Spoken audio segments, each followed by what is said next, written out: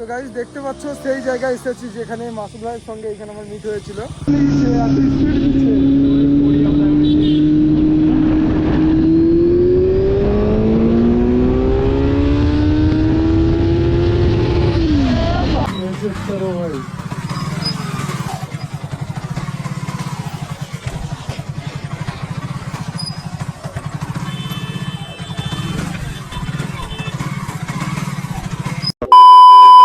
Hello আসসালামু আলাইকুম guys, welcome to crazy Anal another my new blog.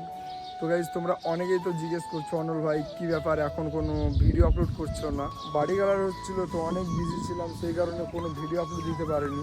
আর অনেক সকাল সকাল আজকে ব্লগটা শুরু করে দিলাম। বাইক রাখার জন্য একটা ছোট জায়গা করছি, তোমাদেরকে এগুলো সব কিছুই দেখাবো। আর গাইজ এখানে বাইক দেখতে পাচ্ছ ভাই, একটু কার্বনের প্রবলেম দিচ্ছে, সেই কারণে বাইকটাও স্টার্ট নিচ্ছে না। তো এটাকেও আজকে যাব ঠিক করতে।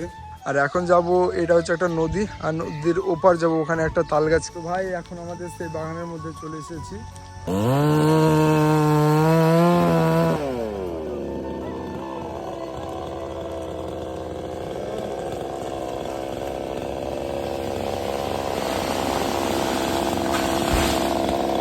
অনলাইনের একটা তালের গাছ ছিল, ওটাই এখন কাটা চলছে। তার জন্য দেখতে পাচ্ছ এই মানুষটা আমাদের সঙ্গে কেটে দিচ্ছে, এটাই আমাদের মিস্ত্রি।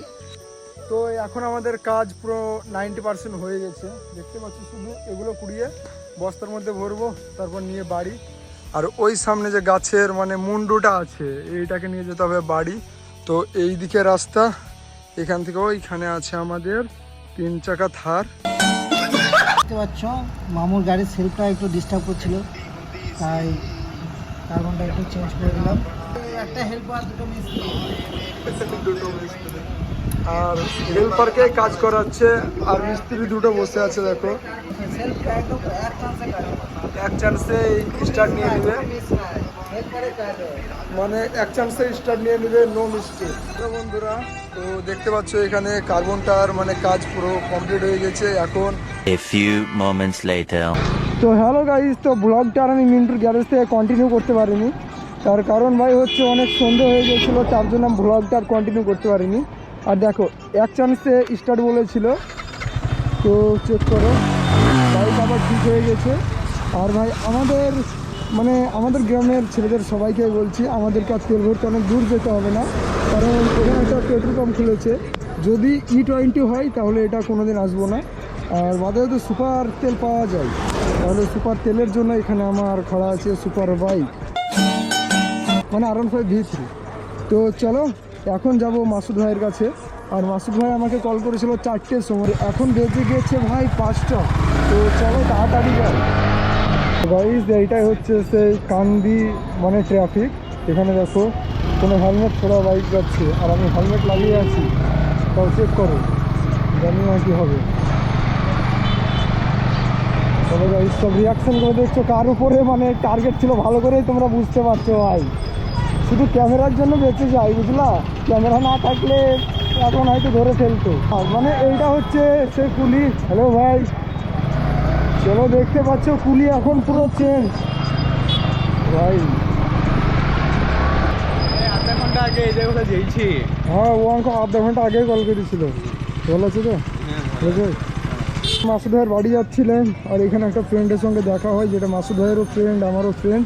সে বলছে নাকি মাসুদ ভাই আধা ঘন্টা আগে বাড়ি থেকে বেরিয়ে গেছে। আর স্বাভাবিক বেরিয়ে যাবে, কারণ আমাকে 1 ঘন্টা আগে কল করেছিল। তো আমি বলেছি আসছি। তো চলো মাসুদ ভাইকে কলটা করি। এই কুল্লিতে আছি, তুমি কোথায়?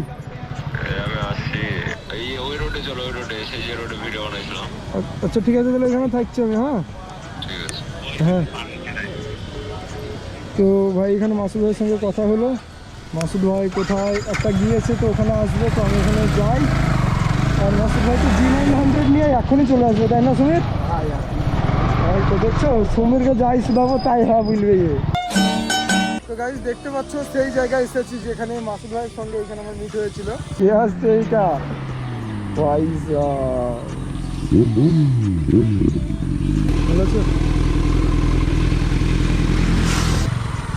হাওয়া কিন্তু অনেক আছে, দেখিও। पब्लिक की डिमांड थी। ये चेक करो भाई, ও ভাই তোমরা মানে হাওয়াটা তোমরা দেখে নাও কতটা হাওয়া হতে পারে এটা। আর এই R15 নিয়ে এই সার্কেল তো ভাই মানে এটা হচ্ছে একটা পাবলিক রোড, সেই জন্য অনেক সমস্যা হচ্ছে, নাহলে কোনো ব্যাপারই ছিল না। চেক করো ভাই।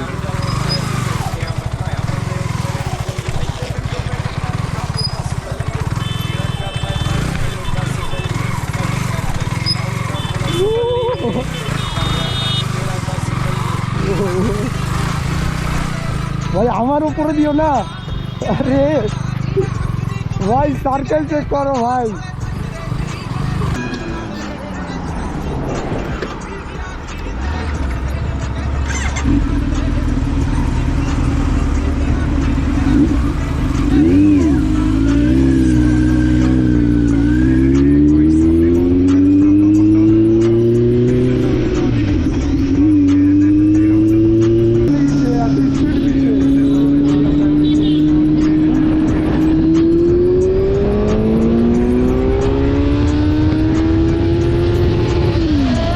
Six and a half hours later.